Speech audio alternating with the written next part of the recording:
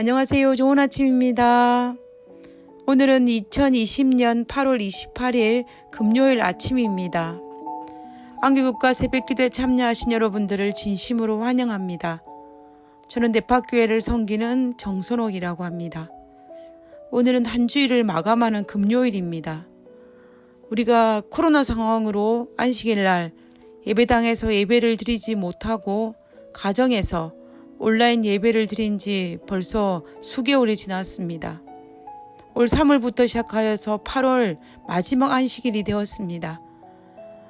우리가 많은 분들이 온라인 예배가 일상화됨으로 말미암아 자칫 잘못하면 안식일 같지 않은 안식일이 될 위험성이 굉장히 높습니다. 우리가 이럴 때일수록 더욱 하나님과 자신의 특별한 교제의 시간을 구별하여 안식일 시간을 특별한 시간으로 만들어서 보내는 것이 우리에게 절실히 필요하리라 봅니다. 오늘 하루도 안식일을 준비하는 예비일이 되시기를 간절히 바라며 또 오늘의 잘 준비된 예비일로 말미암아 내일이 더욱더 복되고 거룩한 안식일 맞이하게 되시길 간절히 바랍니다. 그러면 이제 오늘 교과를 시작하도록 하겠습니다. 기도하고 시작하겠습니다. 기도하겠습니다. 하늘에 계신 저희들의 아버지 감사합니다. 오늘 하루의 삶도 하나님께서 우리와 함께하여 주시옵소서. 그리고 오늘 특별히 안식일을 준비할 수 있는 예비일이오니 하나님 특별히 우리의 마음에 안식일을 준비할 수 있는 시간 되게 하여 주시고 또 오늘을 잘 준비하여서 내일 우리가 비록 예배당에 가지 못하고 각 가정에서 예배를 드린다 할지라도 하나님 특별히 구별하여 보낼 수 있도록 우리를 지켜주시옵소서. 하나님께서 이 시간을 더욱 알차게 보낼 수 있도록 하나님 우리와 함께하여 주시옵소서. 하나님 그리고 오늘은 이번 주 교과를 마무리하는 시간입니다. 다시 한번 우리가 사람의 마음을 얻는 태도가 어떤 것인지 기억하고 그것이 지식으로 남지 않고 우리의 삶의 일부분이 될 수 있도록 아버지여 우리를 도와주시옵소서. 주님께서 우리와 함께 하심을 감사드리오며 거룩하신 예수님 이름으로 기도드렸습니다. 아멘. 오늘은 8월 28일 금요일인데요. 우리는 이번 주 교과 내용을 통해서 제9가 사람의 마음을 얻는 태도를 기르라는 이 주제를 가지고 한 주일 동안 살펴보았습니다. 오늘은 그것을 마무리한 시간이고 우리가 더 깊은 연구를 하는 시간입니다. 우리는 지금까지 선교를 위해서 사람의 마음을 얻는 태도를 기르는 방법들에 대해서 우리가 일요일 소지부터 살펴보았습니다. 우리가 이런 방법들이 필요한 이유는 교과책에서 설명하고 있는 것처럼 우리가 살고 있는 이 세상이 제약된 세상이기 때문에 기별만 옳다고 사람을 구원할 수 있는 길로 인도할 수 없기 때문입니다. 만약에 우리가 살아가는 이 세상이 사탄의 방해가 없는 죄악된 세상이 아니라면 하나님의 복된 기별만으로도 충분히 사람들을 구원의 길로 인도할 수 있을 것입니다. 그러나 이 죄악된 세상에는 기별만 가지고 그 사람을 구원의 길로 인도하는 데는 조금 힘든 것입니다. 그래서 예수님께서도 이 땅에 계실 때에 하늘의 왕자의 자리를 버리시고 이 땅에 가장 비천한 사람으로 태어나셔서 또 그들에게 긍정적인 태도와 용납의 정신으로 은혜를 베풀며 사랑에 베풀셨던 것처럼 우리도 이 땅에서 예수님이 그렇게 하신 것처럼 타인의 단점을 드러내기보다는 장점을 바라보고 또 긍정적인 태도를 가지고 또 긍휼의 정신으로 용납하는 태도를 통하여서 다른 사람과 좋은 관계를 형성하는 것이 필요하다는 것입니다. 그리고 난 이후에 사랑으로 진리를 제시하는 것이 올바르다고 우리는 이번 주 교과를 통해서 하나씩 살펴보았습니다. 그러면 금요일 소지에 있는 이 시대의 소망 826페이지에서 827페이지에 있는 내용을 한번 읽어보도록 하겠습니다. 아마 이 부분은 이번 주 교과 전체의 결론이라고도 볼 수 있을 것 같습니다. 예수님께서 보이신 모본을 우리가 잘 묵상하면서 우리가 어떻게 해야 할지를 정확하게 알려주고 있다라고 볼 수가 있기 때문입니다. 그 전반부만 읽어보도록 하겠습니다. 그리스도 안에는 목자의 부드러움과 부모의 애정과 동정심이 많은 구주에 비할 데 없는 은혜가 있다. 그분은 가장 매혹적인 말로 자신의 주실 복을 표현하신다. 그리스도께서는 복을 선포하는 것으로 만족하지 않고 그것을 가장 매력적인 방법으로 나타내셔서 사람들에게 그것을 받고 싶은 욕망을 갖게 하신다. 결국 이 말은 예수님께서 사람의 마음을 얻은 이후에 하나님의 복을 선포하셨다라는 것입니다. 계속해서 읽어보도록 하겠습니다.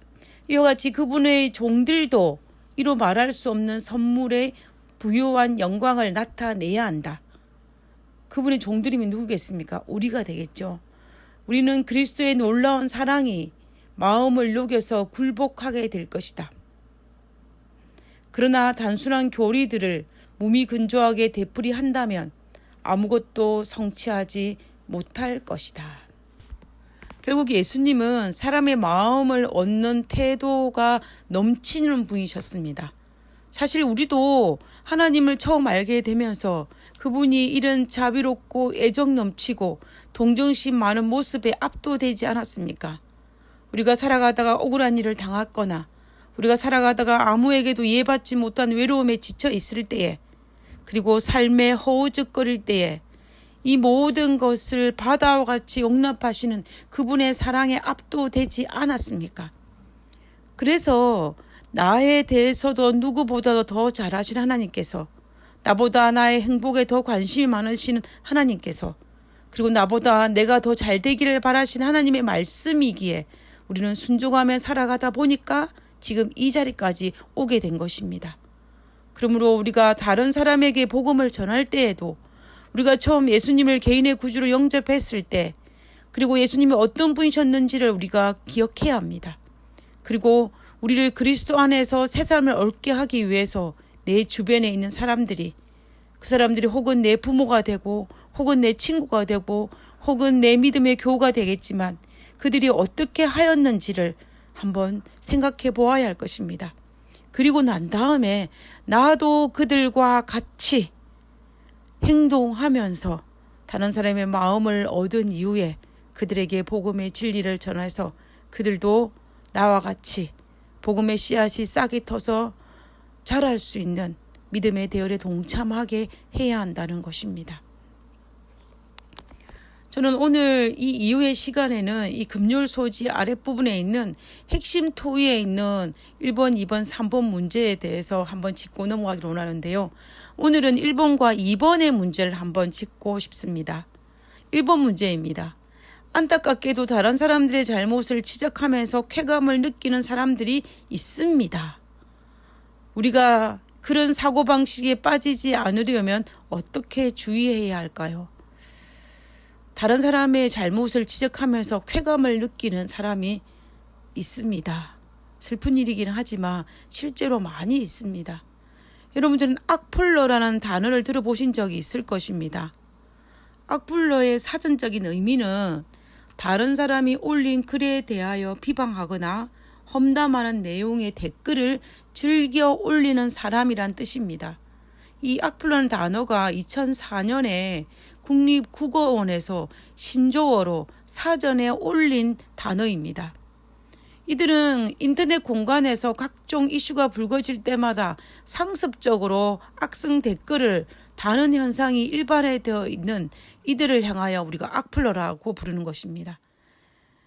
이들은 이렇게 다른 사람의 잘못을 지적하면서 악성 댓글을 달면서 쾌감을 느끼는 사람들입니다.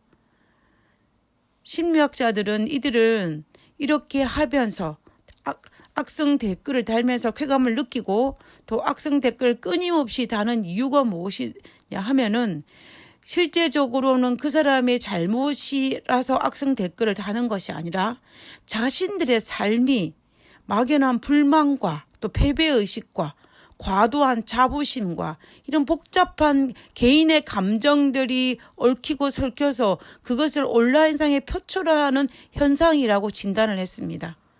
결국 다른 사람의 잘못을 지정하여 악성 댓글을 달고 있지만 진짜 문제는 그 사람이 아니라 그 악성 댓글을 단 본인 자체라는 것입니다.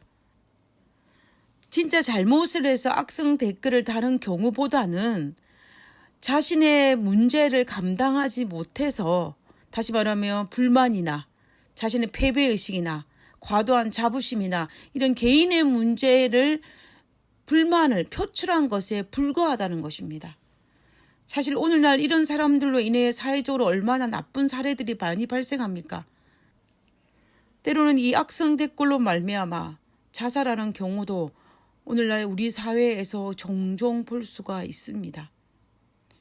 사람은 기본적으로 죄인이고 죄로 기울어지는 성향을 가졌기 때문에 우리 인간이 가진 기본적인 악의 성향상 우리도 그대로 방치하며 우리 자신을 그대로 방치해버리면 우리도 타인의 잘못을 지적하면서 쾌감을 느끼는 괴물이 되어갈지도 모릅니다.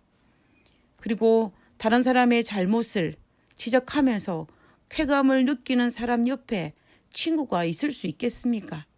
아마 점점 더 고독감과 또 사회에서 인정받지 못하고 옆에 친구가 없음으로 말미암아 아마 더 많은 사람들의 잘못을 지적하면서 자신의 불만을 해소하려고 할 것입니다. 악순환은 지속될 것이고 악의 꼬리는 꼬리에 꼬리를 물고 반복될 것입니다. 그러므로 오늘 이 핵심 토의에서 언급하고 있는 것처럼 다른 사람의 잘못을 지적하면서 쾌감을 느끼는 이 중독에서 벗어나기 위해 우리는 피나는 노력을 해야 한다는 것입니다. 그리고 또 우리도 그 중독에 빠지지 않기 위해서 나 자신을 살펴야 한다는 것입니다. 날마다 하나님 앞에 나의 자아를 십자가에 못 박고 순간마다 주님께 굴복해야 한다는 것입니다. 사도 바울이 날마다 나는 죽노라 고백한 그 고백이 우리의 삶에도 있어야 한다는 것입니다. 그리고 자주 나 자신을 객관적으로 살펴봄으로 내가 타인의 잘못을 지적하면서 쾌감을 누리는 괴물은 아닌지 살피는 것도 매우 중요한 부분이라고 생각합니다. 자, 그럼 우리 두 번째 문제를 한번 살펴보기를 원하는데요. 그대의 친구가 숙모의 장례식에서 돌아와서 숙모가 하늘에서 나를 바라보고 있다고 생각하니 기쁘다라고 말한다면 그대는 어떻게 반응하겠습니까? 죽은 사람의 상태에 대한 교리가 아무리 중요할지라도 그 친구에게 그 주제에 대한 성경 공부를 제안하는 것이 시적절하지 않는 이유는 무엇일까요? 우리에게 이런 일이 생기면 사실 입이 근질근질하지 않습니까? 왜냐하면 친구가 가진 잘못된 죽음에 대한 지식을 성경절 하나하나를 예를 들면서 숙모가 지금 하늘에서 우리를 바라보고 있는 것이 아니라 편안히 잠들고 있다는 말을 하고 싶은 욕망이 생길 것입니다. 그리고 혹시나 이것이 조류의 찬스라고 생각하면서 이 기회를 놓치지 말아야지 하는 마음으로 성경을 펼치는 유혹을 받게 될 것입니다.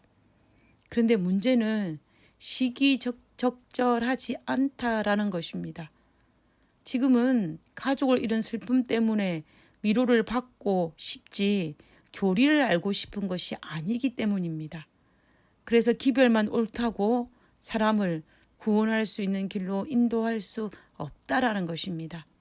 그런 슬픈 경우에 빠져 있고 위로가 필요한 순간입니다. 영혼 불멸을 믿음으로 위로를 받는 순간에 그 이야기를 하는 것은 그를 화나게 하는 기회가 될지 모릅니다. 그래서 우리는 예수님의 방법을 취해야 할 것입니다. 가늠하다 현장에 잡힌 여인에 대한 이야기는 우리가 너무나 다 잘 알고 있습니다. 구약에서 가늠하다 현장에 잡힌 여인을 어떻게 대해야 하는지를 예수님은 몰라서 침묵하신 것이 아닙니다. 그리고 나도 너를 정죄하지 아니하노니 다시는 죄를 짓지 말라라고 예수님께서 말씀하셨습니다. 예수님은 먼저 사람의 마음을 얻으셨고 그리고 난 다음에 복음을 전하셨다라는 것입니다. 세리장 삭개오 이야기도 우리가 잘 알고 있는 이야기입니다. 예수님께서 세리장 삭개오가 어떤 사람인지 몰라서 오늘 밤 너희 집에 머물러야 할 것이라고 말씀하신 것이 아닙니다. 그리고 세리장 삭개오의 집에 머문 것이 아닙니다. 예수님은 세리장 삭개오가 어떤 사람인지를 누구보다 잘 알고 계셨습니다. 다시 말하면 예수님께서 가늠하다 현장에 잡힌 여인에게 어떻게 처벌해야 되는지를 구약에 있는 말씀을 알고 있었던 것과 동일한 것입니다. 그런데 예수님은 토색하지 말라는 말보다 먼저 왕따 삭개오 집에 찾아가서 같이 지내는 것을 선택함으로 삭개오의 마음을 얻은 이후에 삭개오의 입술을 통해 토색한 것이 있다며 내가 4배나 갚겠다는 고백을 받아낸 것입니다. 우리는 이 두 사건에서 예수님께서 어떻게 하셨는지를 기억해야 합니다. 예수님은 여기에서도 삭개오의 마음을 먼저 얻은 이후에 복음을 전하셨다라는 것입니다. 그러므로 우리도 혹시 교리적으로 틀린 말을 할 때 그것을 고쳐주고 싶은 유혹을 잠시 접어두고 이 말이 시기적절한 때인지를 살피고 그리고 이 말이 사람의 마음을 얻을 수 있을 때인지 아니면 사람의 마음을 잃을 수 있을 때인지를 먼저 살피는 것이 중요하다는 것입니다. 그리고 난 다음에 복음을 전하는 것이 좋다라는 것입니다. 우리는 이런 실수들을 간혹 자주 범합니다. 왜냐하면 우리는 그렇게 하는 것이 복음을 전하는 때라고 생각하기 때문입니다. 그러나 우리는 깊이 묵상하여서 우리가 이 기별을, 이 교리를 전하는 것이 시기적절한 때이고 사람의 마음을 얻는 때인지 아니면 잃을 때인지를 구별하여서 전하는 지혜를 가져야 할 것입니다. 우리가 예수님의 교훈을 보면서 예수님의 모본을 보면서 우리가 행동하는 것이 참으로 지혜롭지 않나라는 생각을 하게 됩니다. 이것으로 이번 주 교과를 마무리하고자 합니다. 하늘 가기를 사모하는 사람으로 사람의 마음을 얻는 태도를 길러서 예수 그리스도의 향기를 전하는 우리 모두가 되기를 간절히 바라면서 이번 주 교과를 마치고자 합니다. 사건 사고가 많은 이때에 코로나 바이러스가 우리의 평범한 일상을 빼앗아 가버린 이 시점에 더욱 하나님과 깊은 관계를 통해서 우리가 영적으로 손해보지 아니하고 더욱 영적으로 강건해지기를 바라면서 우리가 기도하고 마치도록 하겠습니다. 기도하겠습니다. 하늘에 계신 저희들의 아버지 하나님, 우리도 예수님처럼 날마다 자신을 살펴서 사람의 마음을 잃는 행동을 하지 않도록 도와주시옵소서. 아버지여, 우리가 예수님을 더욱 많이 묵상하고 바라봄으로 우리의 삶에서 나도 모르게 예수님의 향기를 나타내는 그러한 그리스도인이 될 수 있도록 도와주시옵소서. 아버지여, 이것 역시 우리 힘으로 되지 못하고 하나님의 능력으로 되는 걸 알고 있사오니 아버지여, 우리를 불쌍히 여기사 날마다 채워주시는 하나님의 능력을 오늘 하루도 겸손히 받아 감당하는 오늘 하루의 삶이 되게 하여 주옵기를 거룩하신 예수님 이름으로 기도드렸습니다. 아멘. 감사합니다. 좋은 하루 보내시고요. 행복한 안식을 맞이하시기 바랍니다. 감사합니다.